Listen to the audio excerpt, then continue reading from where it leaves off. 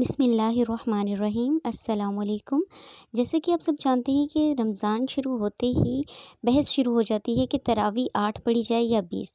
تو اس مسئلے کو متنازع نہ بنایا جائے، بلکہ آپ جو آسانی سے پڑھ سکیں، اللہ تعالیٰ کی جتنی عبادت آپ آسانی سے کر سکیں، یعنی کہ اگر آپ 8 پڑھ سکتے ہیں تو 8 پڑھ لیں، 20 پڑھ سکتے ہیں تو 20 پڑھ لیں۔ تو اس میں کوئی جھگڑے کی ضرورت نہیں ہے۔ تو نبی صلی اللہ علیہ وآلہ وسلم نے بھی 8 بھی پڑھی ہیں، 20 بھی پڑھی ہیں، اور یہ فرض نہیں کیا کہ آپ نے یہ لازمی پڑھنی ہے۔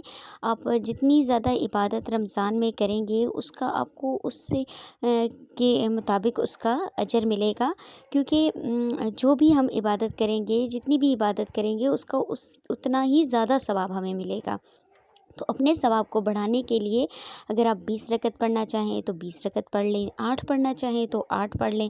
تو اس میں جھگڑا کرنے کی ضرورت نہیں ہے، یہ بحث کرنے کی ضرورت نہیں ہے کہ جی 20 ہی پڑھیں یا 8 ہی پڑھیں۔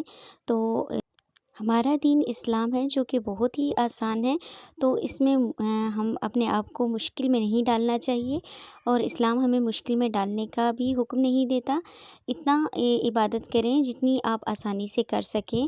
اگر آپ نیند میں ہیں اور آپ اللہ تعالیٰ کی عبادت کر رہے ہیں اور آپ کو پتہ نہیں ہے کہ آپ کیا پڑھ رہے ہیں، تو اس سے بہتر ہے کہ آپ آرام کر لیں، اور صبح کے ٹائم اٹھ کے، تہجد کے ٹائم اٹھ کے آپ پڑھ لیں۔ تو اس کے لیے یہ ضروری نہیں ہے کہ آپ رات کو پڑھ کے ہی سوئیں۔